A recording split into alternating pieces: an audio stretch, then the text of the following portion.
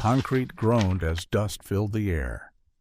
Daria Kambale, 17, lay trapped in darkness, her leg pinned, water dripping overhead. Rats crawled across her limbs as days passed. Clinging to memories of home, she vowed not to let the earth bury her courage. Late afternoon sunlight slanted through the narrow window of Daria's apartment, painting golden stripes across the chipped linoleum floor. At the small dining table sat a stack of math exercises, an open notebook, and her half-finished pencil sketch of a mango tree. Daria leaned forward, tapping her pencil against her lips as she worked out the quadratic equation. She wore oversized headphones, the soft echo of a Creole ballad drifting around her, cocooning her world in gentle melody. In the kitchen beyond, her mother, Marie, moved with practiced grace. A single pot of rice simmered on the stove, steam curling upward into the warm air.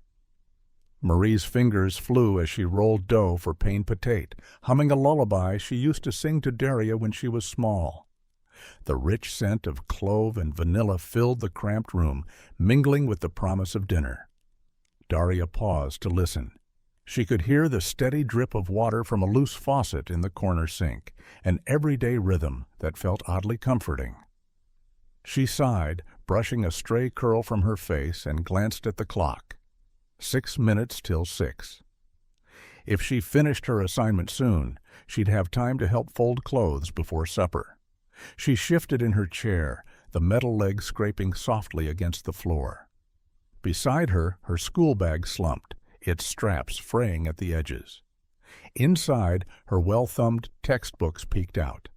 History, biology, French. Each one a symbol of her dreams. To attend Lycée Toussaint Louverture, to study geology at university, to travel beyond Port-au-Prince's shaking streets. Marie appeared at the doorway, wiping her hands on her apron. "Bientôt, ma chérie," she called, her voice warm. 2 more minutes, oui? Daria lifted a hand in reply, brushing a smudge of pencil lead across her palm. She watched her mother's silhouette framed by the narrow hallway and felt the familiar swell of gratitude for these small moments. The laughter over a burnt batch of pancakes last weekend, the way Marie always held her through nightmares, the glow in her eyes when she talked about their future. Daria set her pencil down and peered out the window. Below, neighbors returned from markets, carts laden with produce and paint cans. Children in uniforms threaded between the alleys, their voices rising in midday chatter. A familiar hum of life pulsed through the neighborhood, a fragile heartbeat of resilience. She exhaled and picked up her pencil again. One more equation, one more step toward tomorrow.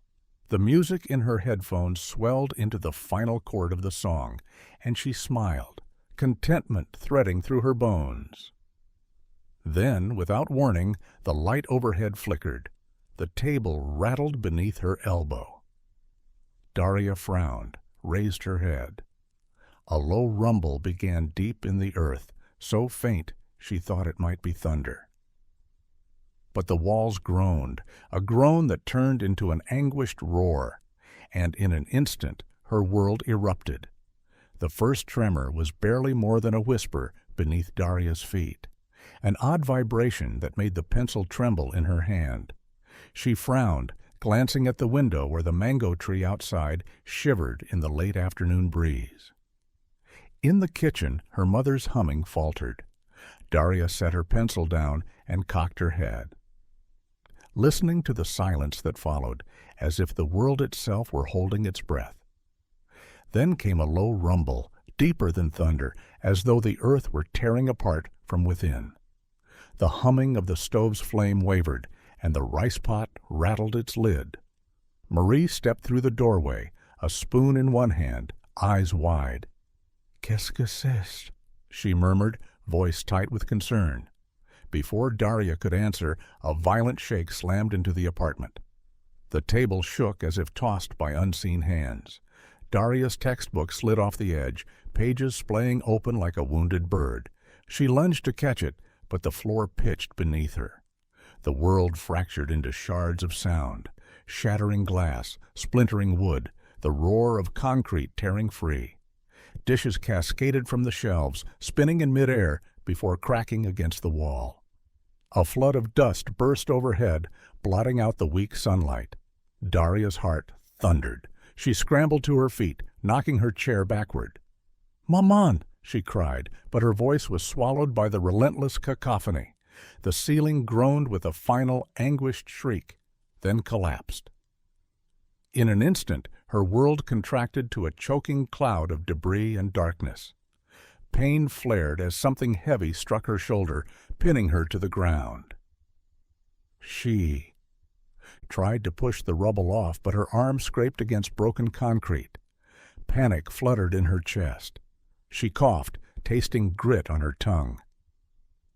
The music in her headphones died in a discordant pop, leaving only the echo of her own rapid breaths. In the haze, a flash of memory. Last week's school dance, her laughter mingling with friends under strings of colored lights. She remembered how carefree she felt, spinning to the beat of a zouk tune, the night alive with possibility. That memory burned like a small candle in the darkness, a fragile promise of better days. "Daria, réponds!" Her mother's voice, muffled but urgent, cut through the dust. She forced herself to answer, though her mouth tasted of ash. "Je suis ici," she rasped, though she wasn't sure her voice traveled through the thick wall of rubble. The tremors subsided, but the aftershocks trembling lingered like a frightened animal. Daria stilled herself, pressing her free arm against the debris. She searched the dim space for air, her chest tightening as dust motes danced before her eyes. Somewhere beyond the compacted concrete, her mother's footsteps retreated, the scrape of plastic bucket against tile echoing, a frantic search above ground. Alone in the dark, Daria's mind raced. She needed to stay calm, to breathe slowly. But each inhale felt like choking on her own fear. She closed her eyes, imagining the warm kitchen light, the scent of vanilla from the pain patate. She inhaled that memory deep, letting it fill her lungs as if it were oxygen itself. In the suffocating silence, she whispered into the void, "I'm here. I'm still here." And in that moment, the tremor's violence gave way to the long wait of survival, where every breath, every heartbeat would test the strength of her resolve. When Daria dared to open her eyes again, a shroud of darkness greeted her, so complete it felt alive. Her cheek pressed against cold concrete, the taste of dust thick on her tongue. She blinked, trying to focus, but the air was too heavy, swirling with fine particles that clung to her eyelashes. A dull ache pulsed through her leg, where a slab of ceiling tile pressed mercilessly above her knee. Panic buzzed at the edges of her mind. She tested the space with a trembling hand, brushing away loose grit until her fingertips grazed jagged stone. The crawl space was no bigger than a coffin, barely room to roll onto her back. With her left arm, thankfully free, she shifted her torso, wincing as pain flared from a bruised rib. A thin shaft of daylight slivered through a crack overhead, her only link to the world above. Her heart thundered, and she swallowed hard. The metal clasp of her school bag dug into her side. She knew instinctively it contained her phone. Inch by inch, she reached for it, her fingers scraping raw concrete. She fished it out, flipping it in the dark until she found the power button. Nothing. The screen remained black. She tried again. No response. The battery must have died in the collapse. She exhaled, letting the echo of her breath carry her fear away for a moment. Memories of her last phone call with her brother came unbidden. His silly joke about the gecko under her window, the wide grin in his eyes. She clung to that absurd comfort. Drip. A single droplet fell from somewhere overhead, plinking into a shallow puddle at her foot. She held still, listening. Drip, drip, and the quiet shift of rubble as it settled. Water. She angled her head to locate the leak, then slipped her canvas pencil case from her bag. Using the zipper, she extended the fabric to catch the moisture. Over the next hour, she pressed her lips to the soaked material, tasting bitter metal, but grateful for each drop. As night approached above, her flashlight lay crushed beneath debris, but Daria refused to succumb to fear. She pressed her palm to the dirt-streaked wall and whispered, "I'm still here." The words felt fragile in the void, but they anchored her. In that suffocating darkness, she found a single spark of defiance. She would not be buried beneath this rubble without a fight. Daria's breaths came in shallow gusts, each inhale tasting of grit and fear. The world around her lay in fragmented silence, punctuated by the muffled echo of distant cries and the occasional slide of loose debris. She pressed her forehead to the concrete beneath her, closing her eyes long enough to will her heart to slow. When she opened them again, the sliver of daylight above was thinner still, as though the earth itself were pressing down on her lungs. Her free arm trembled as she shifted position, mindful not to aggravate the sharp pain radiating from her pinned leg. She probed the rubble with careful strokes, feeling for gaps that might give. Above her right hip, a shard of wood, once part of a chair, jutted into the cavity like a cruel finger. Swallowing a scream, she reached for her small first aid kit, fumbling for the packet of antiseptic wipes she always carried for stray bicycle cuts. Hands slick with sweat and dust, she dabbed around the wooden splinter, brushing away the fine dirt before easing it free. Pain flared, but she bit down on her bottom lip and forced a steady exhale, wiping the wound with trembling precision. Next came the search for food and water. She could taste the metallic tang of dehydration already, her throat tight, voice reduced to a raspy whisper. Slender fingers dove into her school bag. 2 empty water bottles, a granola bar wrapper curled around crumbs, an apple core long since bruised. Disappointment knotted her stomach, but she refused to panic. She pressed her lips to the plastic bottle still clinging to a few beads of condensation and swallowed gratefully. The trickle of moisture slid down her throat, a cold relief in the furnace of her chest. Daria then traced the confines of her cramped prison with cautious sweeps, an invisible map etched in her mind. 4 feet from her head, a hollow space beneath a slab might shift if she wedged her shoulder beneath it. She tested it with short, controlled pushes, feeling the concrete give an imperceptible fraction. Encouraged, she marked the spot with a smear of blood from a cracked knuckle. This would be her first target when she could force more leverage. As she lay back against the wall, she noticed the crawlspace breathed with the building. Every few minutes, a distant groan, or was it a sob, rippled through the rubble. Somewhere, a steel beam settled. She realized survival would hinge not only on her strength, but on understanding the structure that trapped her. She imagined the load-bearing columns above, visualizing how the weight of the floors had shifted, where the cracks fed. A tremor of panic rose as her mind raced ahead. What if this pocket collapsed too? She shut her eyes and recited a prayer her grandmother taught her, simple words she'd once whispered before sleep. With each syllable, her pulse steadied until the next act of fear was a notch quieter. Night's approach blurred the edges of her resolve. In this stifling twilight, every decision felt amplified. Yet beneath the shock and pain, a quiet determination took root. She would survey, she would plan, and when the moment came, she would force this tomb open. For now, she would live by assessing what she had and what she could do with it. Dusk settled above like a bruised sky, its fading glow barely reaching the narrow crack overhead.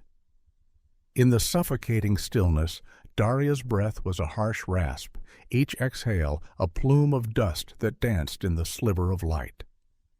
The world outside had gone quiet, But within her cramped prison, every sound was amplified. The distant drip of water, the groan of settling concrete, and, more ominous, the restless rustle of shifting debris. She pressed her palm against the patch of cold stone beside her head, feeling the faint vibration of the building's frame. Nightfall meant colder air and less promise of rescue until morning, but Daria refused to yield to despair. She closed her eyes and let memory flood in, a warm kitchen at dawn, her mother humming softly as sunlight filtered through lace curtains. She pictured the two of them sharing pain patate over steaming tea, their laughter mingling in the steamy morning air. Clinging to that moment, she inhaled, letting the imagined warmth chase away the entropy of fear. The temperature dropped. Daria shivered, the thin fabric of her t-shirt offering little defense against the chill that seeped through the walls. She curled into a tighter ball, tucking her free arm around her knees, trying to preserve what little heat remained. Her leg throbbed where concrete pressed against bone, and she pressed a makeshift pad of folded notebook pages against the wound, grasping at any comfort. Silence stretched on, punctuated only by her heartbeat, which quickened whenever a piece of rubble shifted above. She forced herself to sing softly, a lullaby her grandmother once taught her, its melody a fragile barrier against the rising tide of panic. Her voice was hoarse, but each note tethered her to sanity, weaving a thread of hope in the darkness. As the hours wore on, exhaustion draped itself across her shoulders like a heavy cloak. Her eyelids fluttered, but she resisted sleep. Vulnerability and unconsciousness felt more terrifying than the throbbing ache in her rib. Instead, she toggled between vigilance and prayer, mouthing pleas into the void. Guide my mother's hands, bring the rescuers close, keep my spirit strong. At one point, a tremor rolled through the rubble, a small aftershock that rattled the confined. Space. Daria's body jolted, and pain shot up her spine. For a heartbeat, her heart stopped, strangled by fear. Then she inhaled, lungs burning, and reminded herself of the plan she'd formed earlier. Conserve strength, monitor the structure, and when morning light filtered wider, resume probing that hollow spot near her hip. Around her wrist, she traced her tally marks, 4 scratched lines, each a victory of endurance. She counted again in her mind, 1 day, 2 days, 3.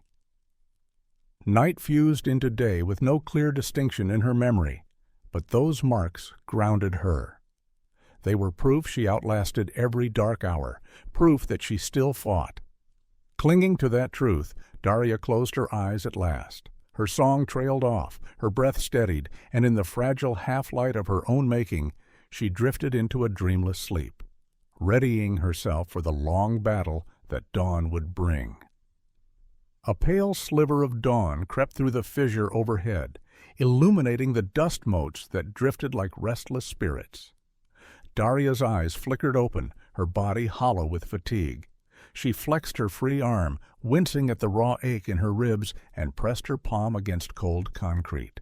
The world felt fragile, as if a single heartbeat might collapse her prison altogether. Her first thought was water. Last night's cache of condensation had sustained her, but now the makeshift canvas bag sagged nearly empty. She lay motionless, listening for the rhythm of drips. There, soft and irregular, a distant leak. Inch by inch, she pivoted toward the sound, dragging her good arm across the uneven floor. Each movement sent tremors of pain through her leg, but she welcomed the ache as proof she was alive. At the leak's source, a slender jet of water seeped through an old pipe joint. Carefully, she stretched the canvas of her pencil case beneath it, letting it collect every shimmering bead. As the bag filled, she pressed her lips to its edge, sipping gratefully, the cold liquid burning down her throat. For a moment, she closed her eyes and let herself imagine her mother's cool hands brushing her hair, the comfort of a home she feared might be lost forever. Next, food. Her granola bar had vanished, devoured in 2 panicked bites on the first night, but Daria refused to surrender. From her bag, she withdrew a spare blouse button, dull plastic scored with 4 tiny holes, and pressed it between her teeth. It released nearly nothing, but she chewed slowly, drawing saliva and biting down like a lifeline. In the grim calculus of hunger, even that paltry taste of starch meant another hour of consciousness. Her thoughts drifted to memories of school picnics under the mango tree, sun-warmed fruit sliding sweetly across her tongue, laughter echoing against blue sky. That sweetness fueled her now. She tucked the button into her cheek, a hidden reserve to pace against despair. Pain flared in her leg when she shifted to examine the rubble again. The hollow spot she'd marked yesterday beckoned. Using her good arm, she wedged the corner of a textbook under the debris, levering against the weight with measured force. The concrete grated and shifted just enough to crack free a small fragment. She exhaled, tasting grit, then cleared it away, widening the gap by inches. That small victory felt monumental, as though each handful of broken stone pried open not just her tomb, but her will to survive. As morning brightened above, she assessed her resources. A sling fashioned from a torn strip of blouse to stabilize her arm, a belt looped around her waist to secure the canvas bag, and the jagged pencil case cast aside as a tool for scraping debris. She aligned her plan. Every hour, she would collect water, chew her button, and chip away at the collapse. Between these rituals, she would sing softly to drive out creeping despair. A sudden tremor rattled the rubble, and she pressed herself flat, heart pounding. The building groaned a warning, but Daria met its roar with steady defiance. She would endure the aftershocks. She would endure the hunger. And until help arrived, she would survive by the strength of her mind and the unbreakable promise she whispered in the dark, "I will not die here." The light above had grown steadily dimmer, as if the world were exhaling its final breath. Daria flexed her free fingers, the ridges of the tally marks on her wrist already blurred by sweat and dust. 2 days and nights counted, but the end still nowhere in sight. Her makeshift water bag hung from the jagged edge of broken concrete, its contents dwindling. She rocked forward to replenish it for the 3rd time. Each drop she caught a small triumph against oblivion. A faint scratching sound stopped her mid-reach, a muted scuttle that echoed like an accusation. Her heart thudded wildly as she froze, head cocked toward the noise. Drip, scuttle, drip. The steady water drips masked the creature at first, but then the scuttling grew bolder. Fear coiled in her gut as she realized what it must be. A rat, drawn by moisture, drawn by the faint scent of her sweat. She squeezed her eyes shut for a moment, willing herself not to panic. Rats meant disease, infection, more wounds she could ill afford. She had no weapon, no barrier between herself and the hungry jaws that prowled just beyond her outstretched arm. Yet she could not abandon her precious water source. Swallowing hard, Daria inched backward, dragging her good arm until her back pressed against cold stone. She tilted her head, peering into the gloom. 2 beady eyes glowed, reflecting the sliver of daylight. A gray body slipped forward, the tail flicking like a warning. It crept along the damp floor toward her canvas bag, whiskers twitching at the edge of her vision. Adrenaline surged. Daria extended her free hand, knuckles first, and rapped on the concrete. "Shoo!" she hissed, voice strained.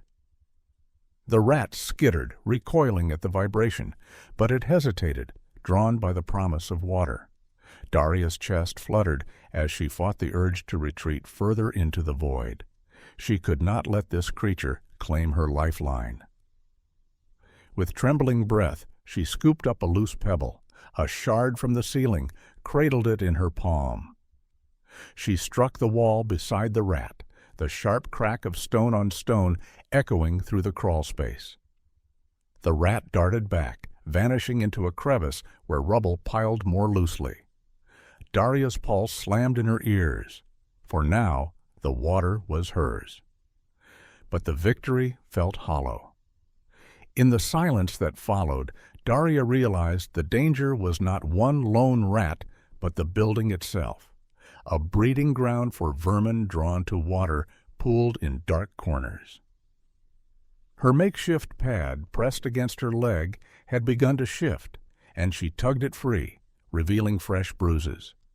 Infection lurked in every bite, every scratch. The rats would return. She pressed her forehead against her knee and closed her eyes, breathing through her mouth to keep dust out. A glimpse of memory flickered, childhood mornings at the churchyard, pigeons cooing at her feet, her grandmother tossing torn bread as Daria giggled. She held that light in her mind, a shield against the creeping horror.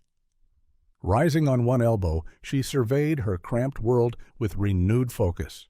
She would need to secure her water each night, carve deeper into the rubble to create a barrier, find another cache of moisture farther from the leak. Every plan carried its own risk, but in the stench of fear and the echo of tiny claws on stone, Daria understood the truth of survival. Fear could be a weapon. If she wielded it against her panic, she might keep the rats and her worst instincts at bay. As silence reclaimed the space, she whispered, "Not today." Then, with deliberate care, she reached for her tools, her pencil case, her torn blouse strip, and prepared for the long war against darkness, thirst, and the unseen enemies that prowled just beyond her reach. A sudden squeak reverberated through the crawlspace, and Daria's breath hitched. She pressed her cheek against cool stone, the rat's echo still fresh in her ears. She closed her eyes, seeking refuge in places untouched by dust and fear. She was 10 years old again, chasing her little brother Jean-Luc through the courtyard of Notre-Dame de Port-au-Prince. Morning sunlight glinted on his outstretched arms as he laughed, his sneakers scuffing the red clay. Daria darted after him, her ponytail swinging, until they tumbled beneath the arms of a towering mango tree. She lay beside him on the warm earth, the sweet scent of ripening fruit drifting through the breeze. Together they plucked a golden mango, its juice dripping down their chins as they shared mischievous grins. In that moment, the world was wide and safe.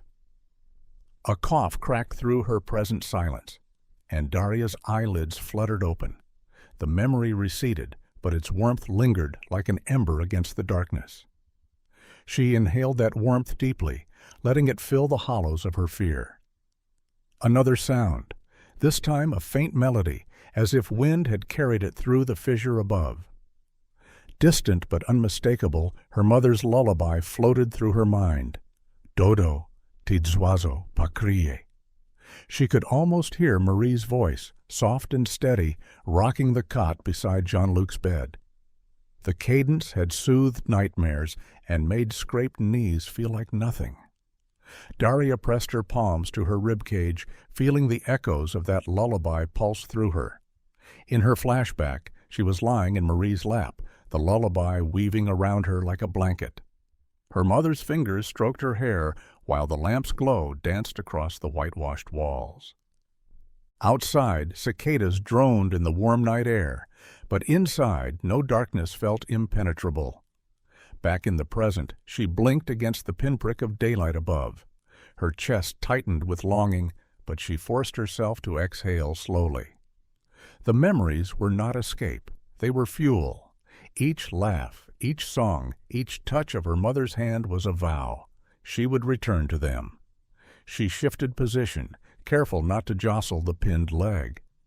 Her makeshift water bag dangled above, nearly empty.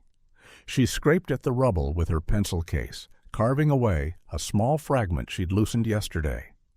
Dust filled the air, and she coughed, arching her awoke to clear her lungs. The fragment yielded, and she brushed it aside, widening the gap just enough to see a sliver of dawn's light widen overhead. A soft glow snuck in, illuminating her swollen face and matted hair. For a heartbeat, she closed her eyes and let the light warm her skin. In that glow, she saw a promise of rescue. Hands reaching down, voices calling her name. Gathering her strength, she whispered, "I'm coming back." Then she pressed her forehead to the concrete, touching the cold surface as if it were Marie's hand. And with the remnants of her childhood courage fueling each movement, she returned to the work ahead, chip by chip, memory by memory, until the walls gave way to freedom. Darkness pressed in from every side as Daria traced her fingers along the rough concrete wall. Beneath her swollen wrist, 4 deep scratches formed her tally, each mark a testament to a day survived. She pressed her palm against them, feeling the grit of dust and bone against bone, and let her breath slow. Time had fractured. One morning bled into the next without promise of sunrise. Hunger lurked like a phantom pain in her stomach, and her leg throbbed with a dull, pulsing fire. The splinter wound where she'd freed the wooden shard had turned angry, the edges reddened and raw. She could feel warmth radiating from it, a warning that infection had planted its flag. But there was no antiseptic left, no doctor's hands to cleanse the breach. She hooked her good arm around her knee and hauled herself upright, mindful of the pressure on her trapped leg. The crawl space felt even smaller now, walls that seemed to inch closer with each shallow breath. Above, the crack of daylight had narrowed to a thin line, as if the world above were closing ranks against her. Drawing in a ragged inhale, Daria searched her bag for the pencil she'd used to etch her marks. The wood was splintered, but the tip remained sharp. She pressed it to the wall beside the 4th mark and scored a 5th line, another day's victory in her silent war. The notch felt sacramental, a ritual that tethered her to hope. Her throat was parched, and the last dribble of water in her makeshift pouch felt sentimental in its scarcity. Squeezing what remained into her mouth, she closed her eyes and recalled the taste of fresh mango juice, sweeter even than the sweetest honey.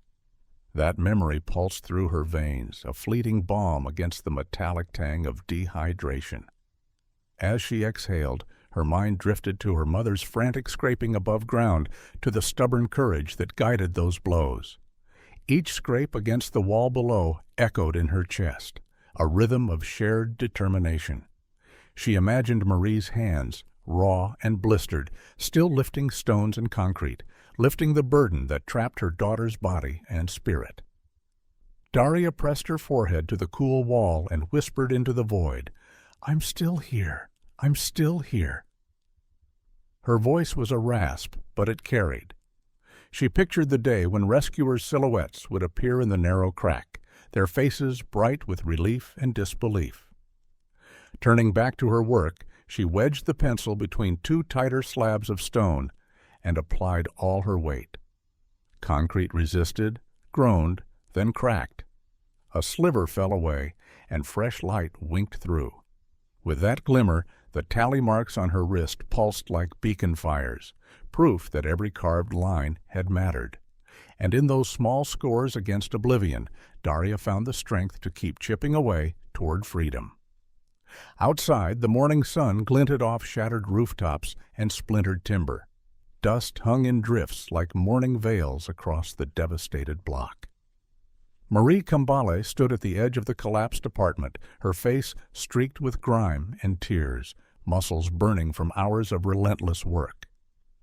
In her hand, a battered plastic bucket served as both shovel and prayer, each scoop of concrete and reefer a plea for her daughter's life. Neighbors clustered nearby, their eyes haunted by grief and disbelief. Some offered paper cups of water, others whispered condolences. But Marie had no time for sorrow. Every handful she tossed away was a chance to reach Daria. With each thud against the rubble, her heart pounded, a sonorous answer to the silence beneath. She paused only to breathe, gaze locked on the fractured wall where a sliver of light once flickered.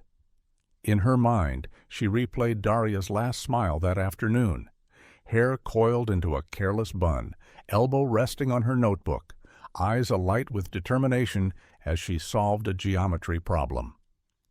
That memory warmed her chest, fueling her arms when exhaustion begged her to stop.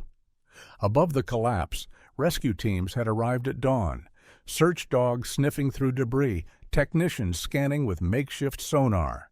But in the sea of devastation, every signal felt drowned by concrete.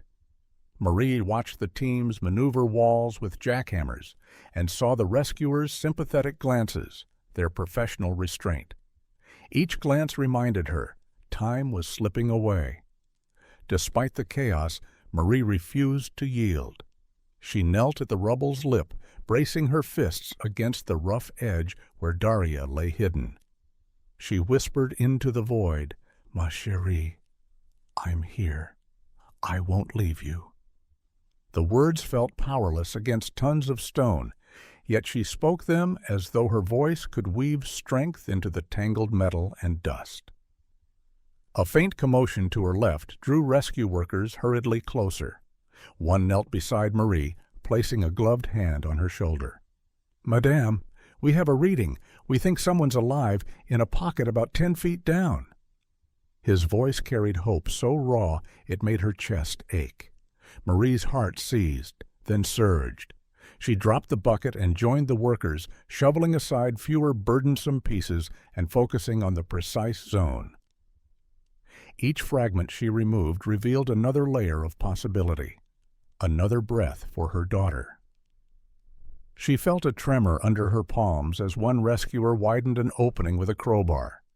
Below, Daria felt the vibration, subtle but insistent, rippling through her prison. She pressed her ear to the concrete, straining to catch the scrape of metal against stone. Her heart lurched. Hope, long denied, flickered like a candle's flame. She summoned every reserve of strength and called out, voice hoarse, "Mama?" Above, Marie halted mid-scoop, breath catching. She cupped her hands around her mouth and cried, "Daria?" The world seemed to still. Neighbors hushed. Even the rescue team froze, listening. Then the faintest echo returned, a rasped syllable carried through layers of dust and dread. "Mama." In that moment, the gulf between life and death narrowed to a single voice. Above and below, mother and daughter found each other once more through that fragile tether of sound, proof that despite the ruin around them, hope endured. A tremor of panic rippled through Daria's mind as the scrape of metal above grew louder, so close she could almost taste the air that lay beyond the concrete. Yet as hope surged, another current of terror followed. What if the rubble shifted too soon, collapsing the fragile pocket she'd carved with such effort? Her heart pounded against bone, a frantic drumbeat that rattled her skull. Hours of isolation had frayed the edges of her reason. Images flickered behind her eyelids, shifting shadows that took the shape of crawling rats, teeth bared in silent accusation. She heard voices whispering just beyond hearing, half-formed pleas and threats that blurred into a single, insistent chorus. Give up. Let go. Each phantom syllable felt like an invitation to surrender. Daria pressed her trembling hands to her ears, breathing in the stale air. She forced herself to open her eyes, focusing on the thin beam of daylight above. In that narrow slice of sky, she saw a flash of blue, her brother's school uniform. And for a moment, the hallucination felt real. Jean-Luc beckoning, smiling, urging her to follow him into freedom. Panic rose in her throat until she clamped her mouth shut, choking back tears. Pain lanced through her leg, rooting her back in reality. She tasted grit on her tongue and felt the slow burn of infection creeping beneath her skin. There was no escape in dreams, only the cold truth of concrete pressing against her bones. Drawing in a shaky breath, she whispered the only words that still carried comfort. Dodo, tes oiseaux, pas crier. The lullaby was ragged and low, but it stilled the voices, weaving a thin cocoon of song around her shivering heart. She recited her grandmother's prayer next, each syllable a weighted stone in the chasm of her fear. Bondi benui ma, God bless me. With every chant, the tremor in her limbs subsided by a fraction. And the voices retreated into the dusty corners of her mind. Her pulse slowed enough that she could hear the distant scrape of metal once more, no longer a threat, but a promise of hands reaching down. Gathering every shard of strength, Daria placed her, good hand over her heart, and steeled her resolve. She would not let the terrors of her mind claim her. She would not relinquish the sliver of daylight or the motherly voice scraping above for salvation. In that moment of clarity, she forged a vow. No matter how dim the light, how loud the doubts, she would remain steadfast. She leaned into the cold concrete, drawing the energy of the earth itself into her bones. Then, with a measured inhale, she resumed her vigil, listening, singing, praying, and waited for the final breakthrough. Her mind had trembled on the edge of collapse, but like the tally marks etched into her wrist, her spirit would endure, one deliberate heartbeat at a time. A distant clatter echoed through the crawlspace, metal striking concrete in measured strikes. Daria froze, every nerve humming. The vibrations pulsed up through her shoulders into her skull, an electric promise that the world above still lived. She pressed her ear to the rubble, straining to catch nuances in the rhythm. At first, slow taps as the rescuers probed for hollow pockets, then sharper chisels prying fragments free. Above ground, a rescue worker's voice called down in careful Haitian Creole. "Mademoiselle, can you hear me?" The words quivered through layers of stone and dust, but reached her ears. Daria's heart thundered. She rasped her reply. "Oui, I am here." Her voice trembled, moist with relief and fear. In that instant, every echo felt magnified, as if her words carved a path through tons of debris. The chiseling grew more urgent, a staccato crescendo of determination. Daria lifted her head, wincing at the pain that shot through her pinned leg, and focused on that symphony of rescue. Each tap brought fresh hope. Each scrape dissolved another fraction of the barrier between her and light. Suddenly, a sharp crack resounded. A large chunk of concrete gave way. A sliver of daylight widened overhead, bright enough that Daria could glimpse the sky's pale blue. She squinted upward, her vision swimming. The light spilled across her bruised face and tangled hair. For the first time in days, it felt warm rather than blinding, like her mother's embrace distilled into gold. "Hold on, Daria." The voice above surged with cautious optimism. Daria pressed her palm to the narrowing gap and whispered, "I'm so tired." The words slipped out as a confession. Her strength wavered. Dizziness fluttered at the edges of her consciousness. A hand appeared through the cavity, a gloved finger brushing away dust. Rescue workers above threaded their arms through, anchoring themselves to stable anchors. With synchronized effort, they began to haul off the final chunks of debris. The walls shuddered with each removal, and Daria felt the crawl space breathe anew, the weight above easing. Above her, the scrape of a crowbar weakened the last barrier. Then metal bit into stone, and a rectangle of daylight framed her face. A woman's voice, soft but unyielding, called, "Daria Kambale, we're here to get you out. Keep breathing." The tenderness in that tone reminded Daria of her mother's lullaby, carrying her gently forward. Daria braced herself on her good arm. The rescuers slid a metal brace into the opening, propping it against solid beams to prevent further collapse. They worked swiftly, guiding her through the narrow aperture. She felt cold air rush in, carrying the scent of crushed concrete and fresh hope. Hands reached down, fingertips grazing her arm and then her shoulders, and with a collective heave, they lifted her upward. Pain exploded as her pinned legs scraped free, but she bit her lip and inhaled deeply, savoring the rush of unfiltered air. The final piece of debris fell away, and she emerged into the light, blinking against the brightness. Above, Marie knelt in the dust, arms trembling. When she saw her daughter's pale face, relief fractured her stern resolve into tears. She swept Daria into her embrace, whispering prayers of gratitude. Around them, rescuers exchanged relieved smiles and murmured congratulations. Daria clung to her mother, overwhelmed by the transition from darkness to light, from isolation to the warmth of human touch. In that moment, the world's chaos receded, leaving only the simple truth. She was free, and she was not alone. Daria's vision swam as the rescuers worked above, the sliver of daylight widening into a rectangular window of hope. Pain lanced through her pinned leg when the final wedge of concrete cracked free, but adrenaline and relief coursed stronger. Her fingers gripped the rough metal brace, knuckles white, as she prepared for the final push. "On 3, called one of the rescuers, voice firm through the dust-tinged air. Daria drew a ragged breath, air tasting of earth and promise, then nodded, though they couldn't see. 1, 2, 3.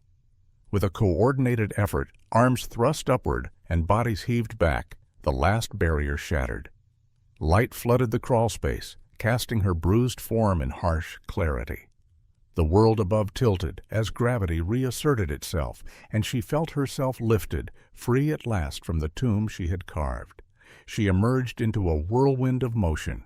Hands steadied her shoulders, a medic's gloved fingers probed her pulse and checked her breathing. The scent of antiseptic mingled with dust. The drone of generators and distant sirens pulsed around her. She blinked again, focus sharpening on her mother's face. Marie's arms closed around Daria in an iron embrace, voice breaking with gratitude. "Thank God, mon trésor," she murmured, brushing powdery hair from Daria's eyes. Her tears dampened Daria's cheek, warm against the cool aftermath of the collapse. The rescuers guided Daria onto a stretcher, shifting her carefully to avoid jarring the injured leg. She winced, but forced a small smile as she glimpsed the crowd gathered at the edge of the rubble, neighbors, volunteers, even quiet onlookers, all sharing in her emergence. Their eyes shone with relief and awe, as though witnessing a miracle born from sheer will. Medics secured her with straps, and 2 strong arms lifted the stretcher toward the waiting ambulance. Daria's head lolled against the padded side rail as exhaustion settled in like a heavy cloak. Her lungs burned with each breath, and her arm ached from the time spent bracing her body in the crawlspace.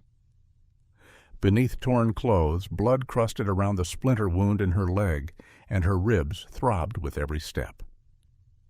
As the ambulance doors closed, Daria caught one last glimpse of Marie, hand pressed against the glass window, lips moving in silent prayer. She recalled every moment in darkness, every tally mark, every taste of water squeezed from a makeshift bag, every rat that had pressed against her in the void, and felt the full weight of her survival. The engine started with a low growl, and the vehicle lurched forward. The world outside blurred into a haze of dust and sunlight. Daria closed her eyes, surrendering to weariness, but before sleep claimed her, she whispered into the hum of the ambulance, "I'm coming home." And in that fragile promise, spoken on the threshold between life's darkest crevice and the warmth of rescue, Daria's ordeal reached its turning point. The earth had nearly claimed her, but she had clung to memory, courage, and hope. And now, at the climax of her struggle, she had broken free into light. The hospital wing hums with antiseptic brightness, a stark contrast to the void Daria left behind. Sunlight filters through high windows, illuminating dust motes that dance like survivors of a storm. Marie sits beside her daughter's bed, fingers intertwined with Daria's as monitors beep in gentle rhythm. each pulse a reminder. The heart that refused to give in continues to beat. Daria's eyes drift open, focusing on the intricate pattern of the ceiling tiles. The constant ache in her leg has dulled to a steady throb, and a crisp, sterile bandage wraps the splinter wound. A doctor stands nearby, clipboard in hand, offering a reassuring smile. "Your vitals are stable," she says. "The infection's under control. You'll walk again." Relief surges through Daria's chest, mingling with a tear that slips down her cheek. Marie exhales, tension melting from her shoulders. She brushes a stray curl from Daria's forehead. "You're safe now, mon trésor." Her voice quivers, a blend of exhaustion and unbridled joy. Daria returns her mother's smile, the first genuine curve of her lips in days, and squeezes her hand. Beyond the window, the ruined city stretches toward the horizon, mangled rooftops and gutted streets scarred by the quake. But around the hospital, volunteers plant bright blooms in cracked pots, and neighbors bring trays of fresh fruit and cold water. A makeshift memorial of mylar blankets and get-well cards drapes the hospital fence, each note a testament to community resilience and hope reborn. In the days that follow, Daria undergoes physiotherapy in the ward's small rehab room. Marie watches as her daughter steadies herself on crutches, sweat beading at her brow. Guided by a gentle therapist, Daria takes her first steps since the collapse. Tentative at first, then surer, each movement a triumph over the darkness she survived. Every small victory, a lifted foot, a balanced lean, becomes its own tally mark of progress. During visiting hours, neighbors and friends stream in. Jean-Luc brings freshly picked mangoes, their golden flesh a sweet echo of happier days. He presses a slice into Daria's hand, and she bites into the juice-laden fruit, savoring its warmth. Around her wrist, a slender bracelet of twisted wire and colored beads made by her classmates glistens softly. Each bead carries a wish: health, strength, courage. On her final day in the hospital, the doctors remove her IV lines and encourage her to wear real clothes again. Marie helps Daria into a light cotton dress, its fabric soft against her healing skin. As they step into the sunlit corridor, the community that rallied around them gathers outside to cheer. Their applause echoes down the hall. Daria lifts her head, shoulders squared, and offers a shy wave. Later in the courtyard, Marie produces a small wooden board. Together they etch the date of Daria's rescue, January 20th, 2025, into the smooth wood, sanding away its rough edges until the numbers gleam. Nearby, the tallies carved into her wrist during those 9 days remain faint scars, but Daria sees them now as badges of survival, each line a testament to her will. As afternoon light fades into a warm glow, Daria steps forward to plant the board at the base of a young mango tree, a sapling donated by volunteers to symbolize new life. Her crutches lean against the trunk like sentinels. She brushes over the inscription, then stands back, hand over her heart. Surrounded by her mother, her brother, and a community that refused to let her story end in darkness, Daria Kambale breathes in the sweet scent of promise. The earth may have shaken, walls may have fallen, but in this moment of tribute and renewal, she knows her roots have only grown deeper, and her spirit, like the mango tree, will rise toward the light.